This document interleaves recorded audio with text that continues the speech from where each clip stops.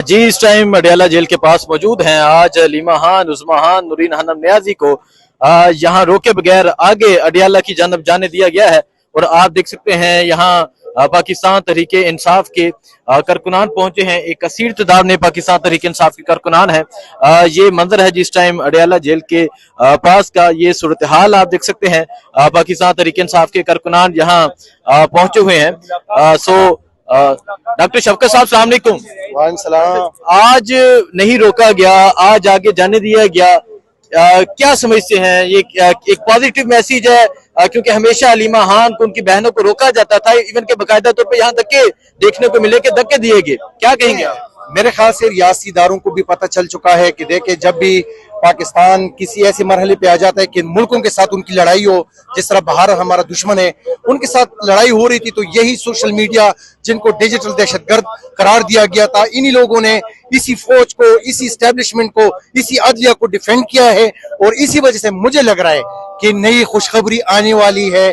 आज चेयरमैन साहब के पास उनकी बहनें छोड़ दिए गए, अलीमा बाजी जिन पे पाबंदी थी उनको छोड़ दिया गया है। तो इसका मतलब है कि खान साहब बाहर आ रहे हैं। और मैं अपनी वर्कर से सिर्फ इतना चाह रहा हूं कहना कि देखें, मैं या कोई भी वर्कर या कोई एमपीए एमएनए या मिनिस्टर जो है ना एहतिजाज की कॉल नहीं दे सकता।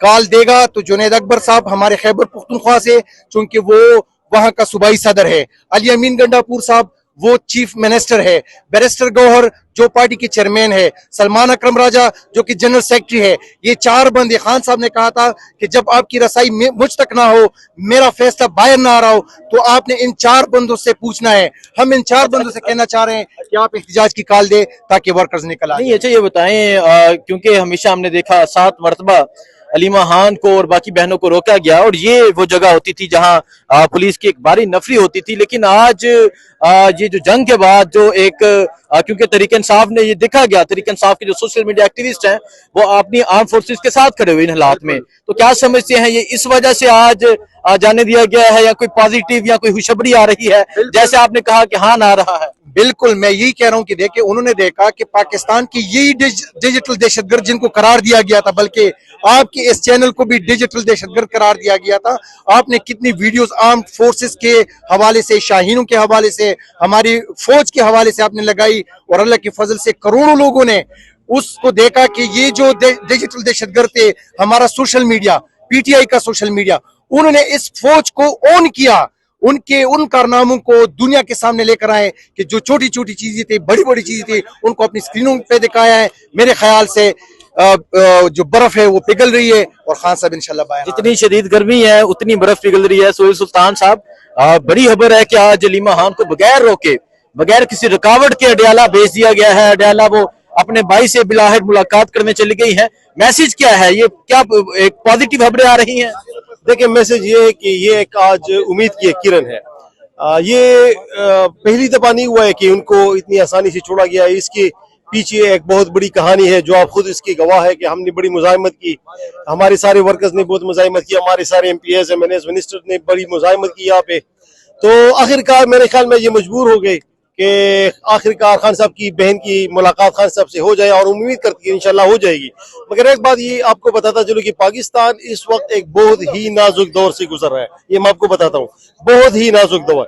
इस वक्त कौम को एक लीडर की जरूरत होती है, और वो लीडर जो कौम को यकजा कर सके, सारे लोगों को इकट्ठा कर सके, वो सिर्फ इमरान खान है। सबको पता है कि वो सिर्फ इमरान खान है। सो आप ये देख सकते हैं यहाँ पाकिस्तान तहरीक इंसाफ के जो लोग हैं, एक कसीर तादाद में। सरदार तैयब, क्या कहेंगे? अलीमा खान जे वही मकाम है जहां उन्हें रोका जाता था, पुलिस घेरा कर लेती थी, और आज वो मुलाकात की इजाजत, आज अडयाला के दरवाजे खुल गए, क्या कहेंगे आप? बिस्मिल्लाहिर्रहमानिर्रहीम। मैं तो इसमें यही कहना चाहूंगा कि इनने कोई हम पे एहसान नहीं किया, ये हमारा कानूनी हक था। ये जो पहले हमें रोकते रहे, वो कानून की खिलाफ वर्जी करते रहे, वो आइन की खिलाफ वर्जी करते रहे। अब अगर इन्हें जाने दिया है तो इन्हें कानून पे अमल किया है। और अभी भी हमारा मुतालबा, अभी भी मुझे शक है कि हलीमा आपा को अंदर जाने देते हैं कि नहीं जाने देते। बहनों की मुलाकात इमरान खान से होना ये उनका आईनी हक है, उनका कानूनी हक है। लेकिन रोका जाता था, और इस जंग के बाद देखा गया। देखिए, जंग से पहले आपको पता है कि एक जंग यहाँ चलती थी, और उस जंग जो पाकिस्तान और भारत की जंग, उसके बाद यहाँ एक डिफरेंट चीज नजर आई। डिफरेंट एक इस तरह नहीं देखा गया कि जिस तरह पुलिस आसानी से रास्ता दे और पुलिस खुद गाड़ी को निकाले और अडयाला की जानब रवाना। देखिए, उसमें मेरा हमेशा से मौकफ रहा है कि अडयाला की सलाखों के पीछे एक आवाज गूंजती है, सन्नाटे में एक आवाज गूंजती है। वो आवाज पाकिस्तान की आवाज है, वो आवाज पाकिस्तान से जुड़ी हर उम्मीद की आवाज है, वो पाकिस्तान की आन और शान की आवाज है, वो गाजी मिल्लत की आवाज है, वो इमरान अहमद खान नियाजी की आवाज है, जिसकी एक आवाज पर पाकिस्तान की ये फ्रंट लाइन सोल्जर्स एक्टिवेट होते हैं। और ये वो फ्रंट लाइन सोल्जर, जैसे पूरी दुनिया ने देखा कि इनने कैसे हिंदुस्तान के बयानिए को, झूठे और मनगढ़ंत बयानिए को जड़ से उखाड़ बाहर फेंका। और यही वो फ्रंट लाइन सोल्जर्स हैं जिन पर इमरान खान ने 26 साल मेहनत की। 26 साल इन नौजवानों को दयानत का सबक सिखाया, बहादुरी का सबक सिखाया, शराफत का सबक सिखाया। और 26 साल बाद इन नौजवानों को तैयार करके इमरान खान ने नजरियाती सरहदों का मुहाफिज बनाया।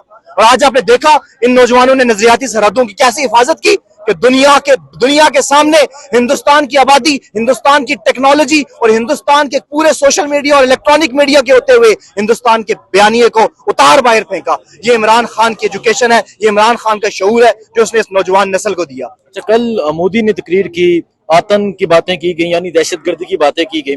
उसके बाद देखा गया कि पाकिस्तान की तरफ से या पाकिस्तान के जो फॉर्म 47 के वजीर आजम, उनकी तरफ से कोई जवाब नहीं आया उस तकरीर पे। उसने कौन से अताब किया, पाकिस्तान को फिर से धमकियां दी, इस पे क्या कहेंगे? मेरा तो इस पे भी एक पहले क्लियर मौकफ है कि नवाज शरीफ कभी मोदी के बारे में बात नहीं करेगा, या ये पूरी मुस्लिम लीग नून कभी मोदी के बारे में बात नहीं करेगी। अब देखें ना, इनकी प्रायोरिटी नहीं है। मोदी के साथ इनके कारोबार है, जंदाल के साथ इनके कारोबार है, हिंदुस्तान में इनके मुरासम है, वो साड़ियां, वो आम के ताइफ, वो शादियों पे बुलाना, क्या कौम भूल चुकी है। ये कभी आप इस पूरी जंगी माहौल में देखें, तमाम पाकिस्तानियों ने मोदी को टेररिस्ट कहा, मोदी की आरएसएस आइडियोलॉजी को टेररिज्म कहा, मोदी को और हिंदुस्तान को ललकारा, बबांगे दोहल ललकारा। एक वाहिद नवाज शरीफ है जिसके मुंह से मोदी का नाम नहीं निकला, मोदी को वो दहशतगर्द नहीं कह सका, आरएसएस की आइडियोलॉजी को उजागर नहीं कर सका। इनके पर्सनल इंटरेस्ट है। ठीक है, बहुत शुक्रिया जी। ये आप सूरत हाल देख सकते हैं, यहाँ पाकिस्तान तहरीक इंसाफ के लोग पहुंचे हुए हैं। ये सूरत हाल इस टाइम अडयाला जेल के पास की। और आज अली महान को, आज उस्मान नूरीन हनम नियाजी को आज मुलाकात की इजाजत दे दी गई है। ये वो मकाम होता था जहाँ जो पुलिस है वो रोकती थी और आपको हमेशा से दिखाते रहे। 6-7 मरतबा आपको दिखाया किस तरह पुलिस ने धक्के दिए, किस तरह पुलिस ने रोका। और आज पुलिस जो है वो खुद रास्ता क्लियर करवाती रही। और ये एक बहुत पॉजिटिव मैसेज है। आज अडयाला के दरवाजे जो हैं वो इमरान खान की बहनों के लिए खुले हैं। सो ये सूरत हाल आप देख सकते हैं। ये सूरत हाल इस टाइम अडयाला के पास की पाकिस्तान तहरीक इंसाफ के जो लोग हैं यहाँ पर पहुंचे हुए हैं। पुलिस के एहलकार जो है वो भी यहाँ पर मौजूद हैं। लेकिन आज जो पुलिस की नफरी है वो हासन कम है, क्योंकि आज मुलाकात की इजाजत दी जानी थी। आज मुलाकात की इजाजत दे दी गई है। ये सूरत हाल इस टाइम अडयाला जेल के पास की। और ये आज की जो खबर है ये एक पॉजिटिव खबर है, एक पॉजिटिव मैसेज है जो आज दिया गया है। और अभी अली महान और बाकी बहनों की मुलाकात होती है। मुलाकात के बाद वो आके क्या बात करती हैं ये आपको बताएंगे। दुआओं में याद रखें। अल्लाह हाफिज।